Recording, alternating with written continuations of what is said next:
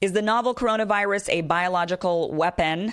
I don't mean to peddle any conspiracy theories here, but I do think we need to take a look at what everybody is saying. And there are some Iranian officials claiming that it is a biological weapon. We've got some Russian officials claiming that it is as well, and they're pointing the finger at the United States. Israel, some Israeli officials are also saying, yeah, it might be a biological weapon.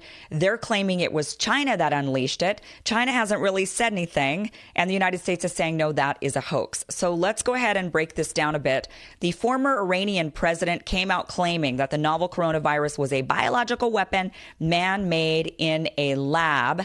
Mahmoud Ahmadinejad, sorry about that, this is his tweet. He says, it is clear to the world that the mutated coronavirus was produced in lab, manufactured by the warfare stockhouses of biological war belonging to world powers, and that it constitutes a threat on humanity more destructive than the other weapons that target humanity.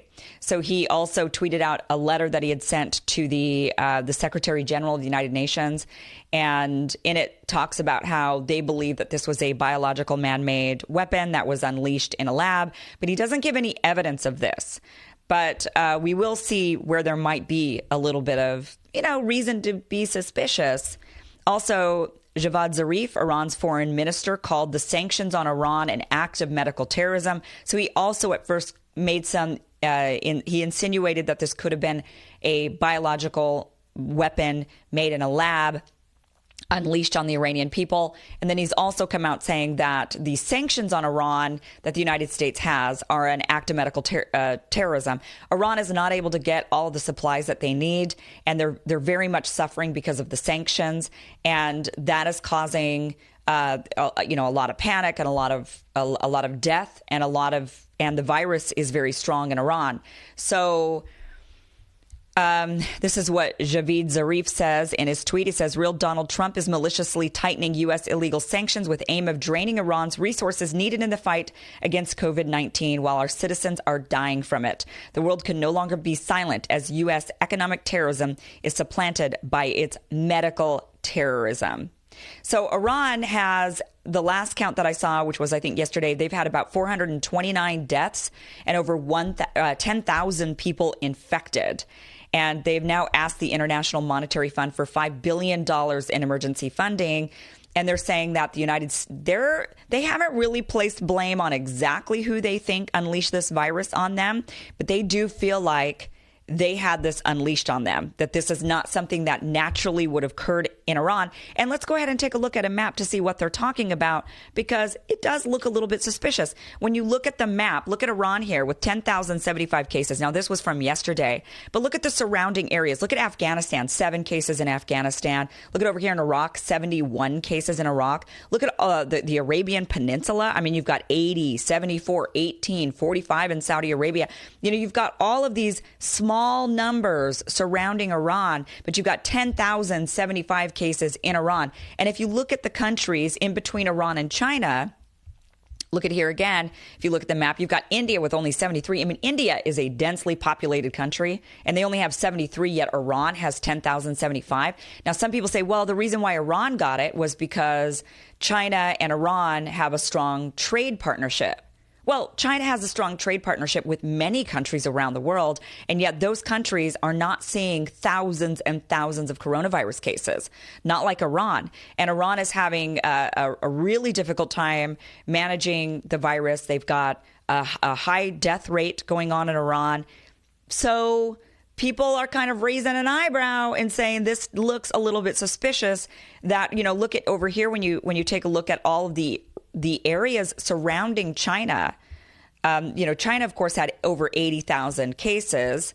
And look at these numbers, 49, 10, 39, 73, 1. Hardly any cases.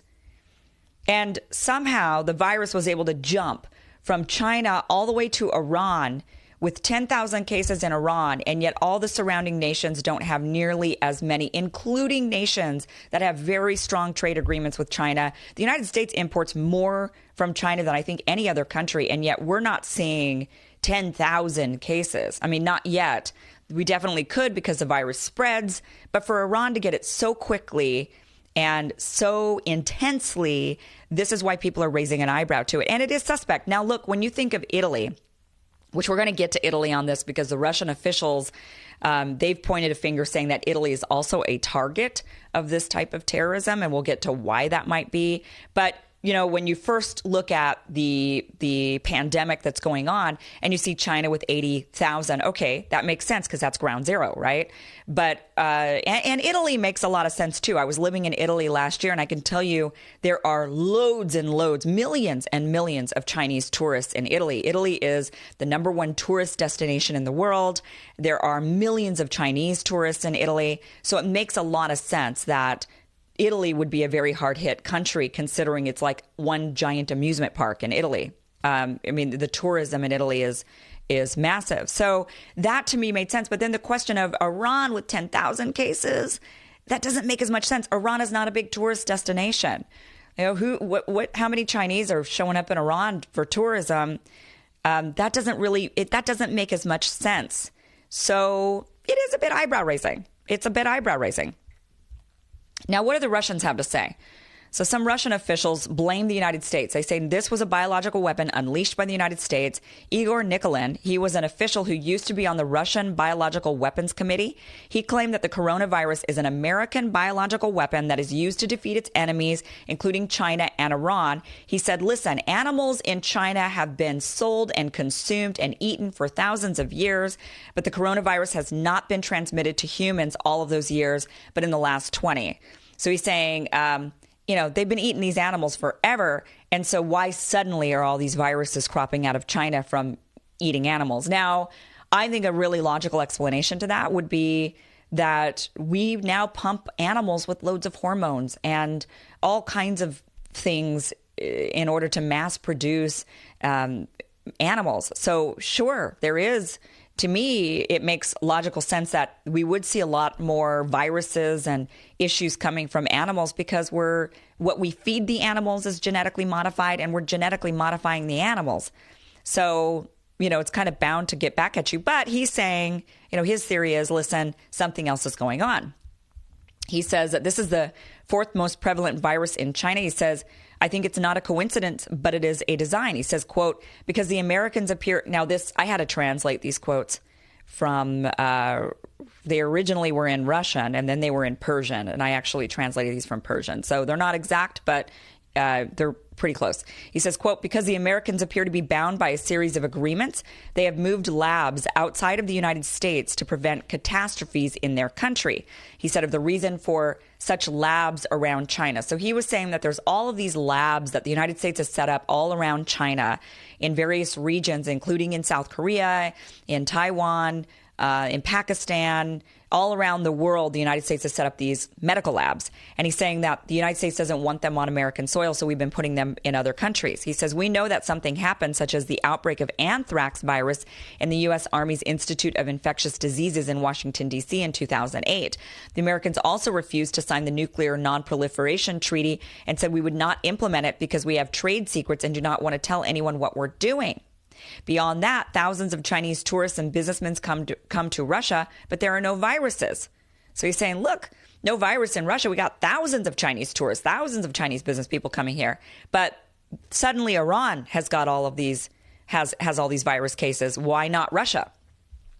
When he was asked, do you believe this virus was designed and programmed and was also transmitted directly from China to Iran, and it's not a coincidence? He said, I believe this is not a coincidence, but rather a virus that goes selectively to countries that are considered enemies of the United States, namely China, Iran, and some EU countries, including Italy, as we've seen.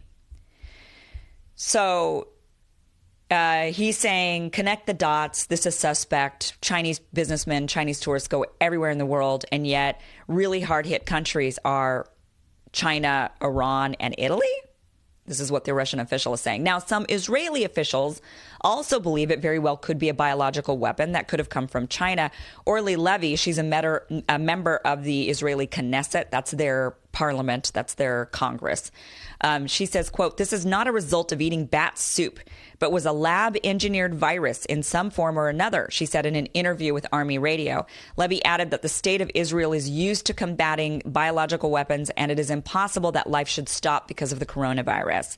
Retired Lieutenant Colonel Danny Shahom, who holds a doctorate